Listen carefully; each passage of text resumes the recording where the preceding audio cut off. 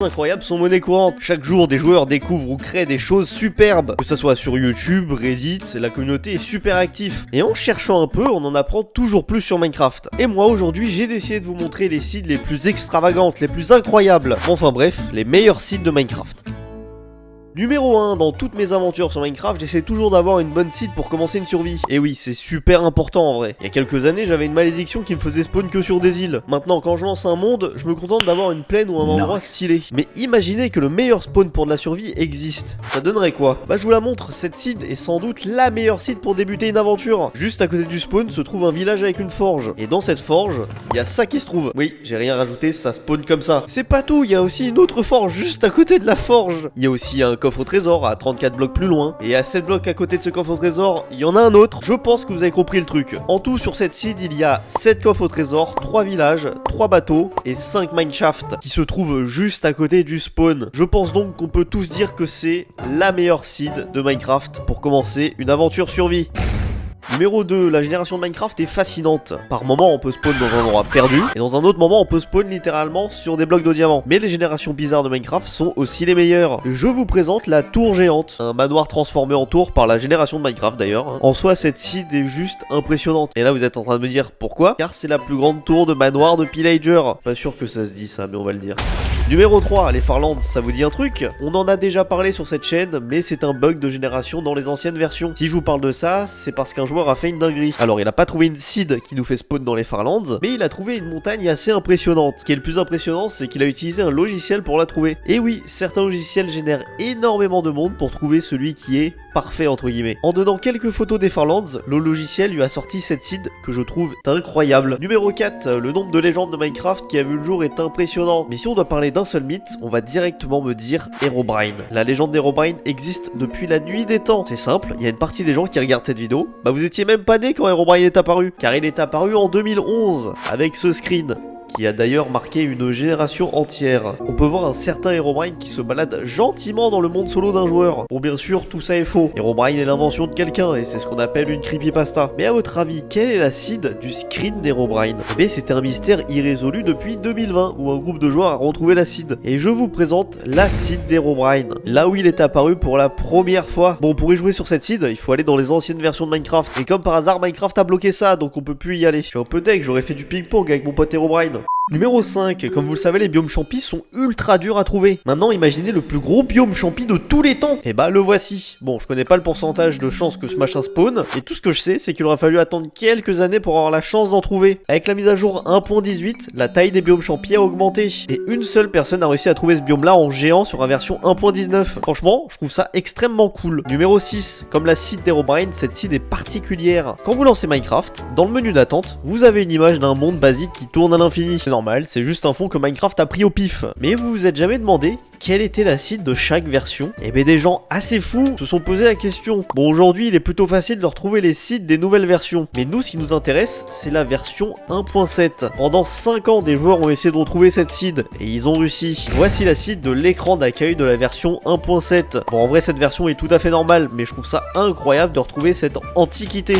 Numéro 7, quand on n'essaye pas d'avoir le monde le plus cheat avec le plus de loot possible, on essaye d'avoir celui qui est le plus stylé. Et cette seed possède sans doute l'une des caves les plus stylées au monde. C'est une cave azalée, et la particularité qu'elle a, c'est qu'elle est enfoncée dans une montagne. Genre littéralement dans une montagne. Elle est donc énorme. Sans déconner, j'ai jamais vu une grotte aussi grosse. Numéro 8, tout le monde connaît le speedrun. Et une seed en particulier vous permet de finir le jeu en 1 minute 30. Ouais, je ne déconne pas, 1 minute 30. Cette seed est en 1.16.5. C'est normal, c'est la meilleure version pour speedrun. Elle a été trouvée il y a quelques années tout à fait au pif, sans que le joueur qui l'a trouvée soit un speedrunner. Je pense que les speedrunners ont eu un peu le seum d'ailleurs. Bon, j'ai envie de m'amuser, on va essayer de la speedrun. Je pense pas que ça devrait être très dur, mais on va voir hein. Ok, c'est bon, je suis sur la seed la plus rapide au monde. Bon, moi j'ai pas le timer vu que je suis pas un professionnel, mais je vous donnerai mon temps à la fin. Alors là c'est simple, on prend juste un petit peu de ressources, on prend tous les lits parce qu'on spawn direct dans un village. Dans le village il y a cette forge, et dans cette forge il y a Ça, c'est le paradis pour les speedrunners, hein. Il y a une pioche, une épée et tout, il y a tout, hein. Il y a du pain. Continue, on va prendre plein de lits, le plus de lits possible. Là-dedans, il n'y a pas de lit. Là, voilà, merci petit, je prends ton lit. Après avoir fouillé le village et récupéré le plus de lits possible, là j'en ai plein, les speedrunners vont à la deuxième forge qui est juste là, à côté d'un portail du Nether. Ça m'extermine, regardez ce qu'il y a dans le coffre. Il y a encore 4 d'opsy et de quoi faire un briquet. Donc là, j'ai déjà 10 d'opsy. Et si j'ouvre ce coffre-là, c'est abusé. Il y a 10 d'opsy dans ce coffre. Je savais même pas que c'était possible de faire spawn 10 d'opsy dans un coffre. Donc là, on a un vrai portail qui s'est fait grâce au portail à côté. Et là, vous êtes en train de vous dire, comment ça se fait que tu finis en 1 minute 30? Faut aller récupérer de l'or et des underpearls? Pas du tout, vous allez voir. Là, si vous êtes fort, ça doit faire environ 30 secondes et vous êtes dans le Nether, normalement. Vous devez passer par ici, on récupère un petit peu de blocs parce qu'il en faudra des blocs. Vous continuez par ici, mais là, ça va être un petit peu dur parce que les speedrunners, c'est des malades mentaux. Saute sur cette tige qui est juste là. Vous vous rendez bien compte qu'on va pas le faire vu que je vais me foirer, hein, donc on va éviter ça et je vais sauter ici. Voilà, boum. Vous atterrissez ici et là, vous continuez un tout petit peu. Il faut se mettre sur ce bloc exactement. Vous faites 1, 2, 3, 4, 5 et là vous pouvez mettre l'opsy pour faire le portail du Nether parce qu'on va spawn directement dans le Stronghold. Même moi quand j'ai vu le speedrun au début je me suis dit vas-y c'est n'importe quoi, c'est pas possible, etc, etc. Donc on se TP et bah j'ai fail.